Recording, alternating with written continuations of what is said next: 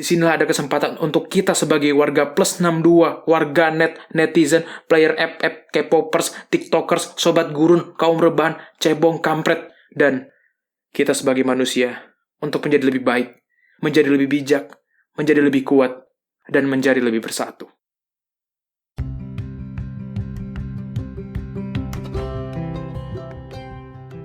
Hai, aku Dimas dan selamat datang di Podcast Dostip. Melaporkan langsung dari kamar nomor 15 Kos Abaseno. Pada saat podcast ini direkam sudah ada 28.818 orang yang positif corona di Indonesia. Bukan angka yang kecil untuk negara sebesar ini dan akan terus meningkat. Di Surabaya dikabarkan menjadi zona hitam karena banyaknya orang yang positif corona bahkan melewati Jawa Barat dan akan segera menyusul Jakarta sepertinya. Aku tinggal di Surabaya dan ya benar, tidak kaget kenapa Surabaya sampai disebut zona hitam. Di daerahku, di Keputih, orang-orang tetap beraktivitas seperti tidak ada apa-apa. Bedanya mereka pakai masker. Tapi untuk mereka yang harus bekerja, ya aku harap kalian tetap sehat selalu dan dimudahkan dalam rezekinya. Aku mau kasih tahu ke kalian suatu hal yang penting tentang virus corona. Virus corona ini nggak peduli tentang perbedaan kita. Virus ini nggak peduli kamu kulit hitam, sawo matang, atau putih. Nggak peduli juga kamu itu orang Islam, Kristen, Hindu, Buddha, ataupun ateis sekalipun. Virus ini nggak peduli mau itu seorang pejabat, influencer, atau cuma warga biasa. Virus ini tuh nyerang semua manusia, dan ini akan jadi panggilan untuk kita semua untuk bangkit bersama. Dan aku yakin kita bisa bangkit bersama. Sudah berbagai macam penyakit yang kita lewati, malaria, DBD, flu babi, flu burung. Kita bisa bangkit lagi. Coba kita tarik mundur lagi. Tahun 1998, ekonomi yang morat-marit, rupiah yang menyentuh angka 16.000 dan terjadi inflasi yang begitu besar. Seluruh rakyat bisa bangkit bersama menuju era reformasi. Kita tarik mundur lagi lebih jauh ke belakang. Setelah penjajahan Belanda dan Jepang yang cukup lama, kita semua bisa bangkit bersama mengusir penjajah dan merdeka. Makanya itu aku tidak ragu kalau kita bisa bangkit, bahkan kita bisa bangkit lebih kuat, lebih berani, dan lebih baik dari sebelumnya.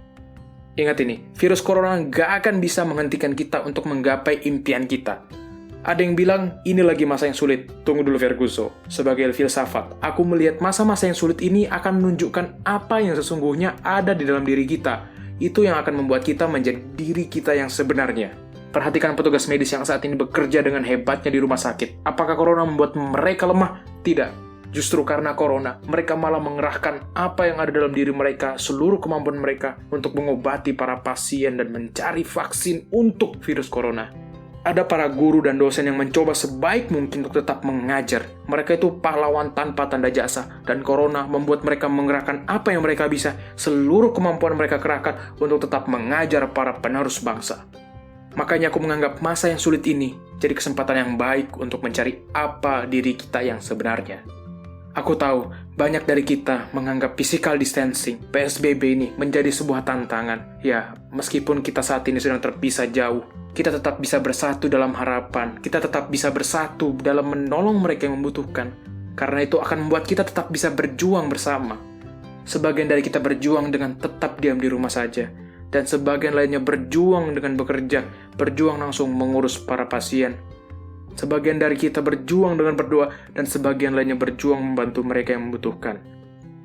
Dan saat ini, virus corona masih menyebar. Tapi kita sebagai manusia, sebarkanlah kasih sayang, sebarkanlah harapan ke sekitarmu.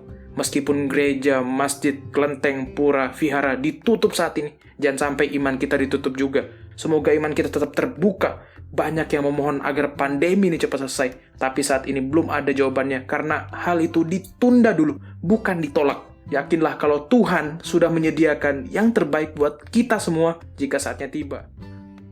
Hai Kisanak, jangan lupa tersenyum hari ini. Meskipun saat ini sedang berhadapan dengan kesulitan, yakinlah akan tiba hari di mana kita bisa nongkrong bareng sama teman-teman kita, dengerin suara mbak-mbak di bioskop, atau pergi ke konser bareng teman kita. Tapi sebelum saat itu tiba, buatlah suasana di rumahmu jadi penuh kegembiraan, keseruan, tawa, apapun itu, biar kalian tidak jenuh selalu dan bisa saling merekatkan diri kembali. Semakin banyak waktu untuk bicara, semakin kita paham dengan harapan satu sama lain. Semakin banyak waktu untuk bersama, semakin kita bersyukur antara satu sama lain. Gunakan waktu yang ada saat ini sebelum kamu menyesal nantinya. Aku tahu kamu saat ini sedang ada di masa yang sulit. Aku tahu kamu saat ini sedang menghadapi berbagai tantangan. Aku tahu banyak orang yang sedang diterjang badai depresi. Banyak orang yang kehilangan orang yang dicintainya, anggota keluarganya. Banyak juga yang kehilangan pekerjaan dan saat ini masih mencari cara untuk menghidupi keluarganya. Tetap ingatlah untuk bangkit lagi. Kalau hari ini hari yang sangat berat, maka mulai besok semua akan berbeda. Kita harus lebih kuat, lebih yakin, dan lebih percaya. Karena saat ini bukan saatnya untuk menjadi pengecut, bukan saatnya untuk lari dari masalah. Kalau kamu punya masalah dengan keluarga ataupun temanmu, ini saatnya kita untuk meminta maaf. Inilah saatnya untuk kita berdamai. Inilah waktunya kita untuk merendahkan diri. Lakukanlah penyesuaian dengan keadaan saat ini. Ini bukan waktunya untuk menyerah. Disinilah ada kesempatan untuk kita sebagai warga plus 62, warga net, netizen, player app, K-popers, tiktokers, sobat gurun, kaum rebahan, cebong, kampret, dan kita sebagai manusia untuk menjadi lebih baik, menjadi lebih bijak, menjadi lebih kuat, dan menjadi lebih bersatu.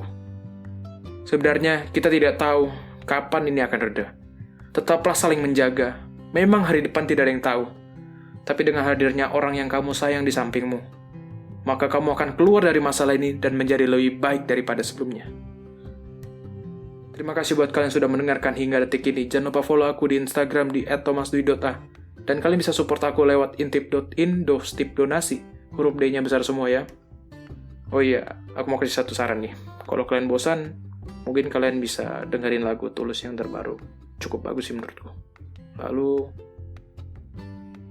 gila, bijak banget gua. Capek kayaknya. Aduh, buat pendengarku, doain aku nggak positif corona ya.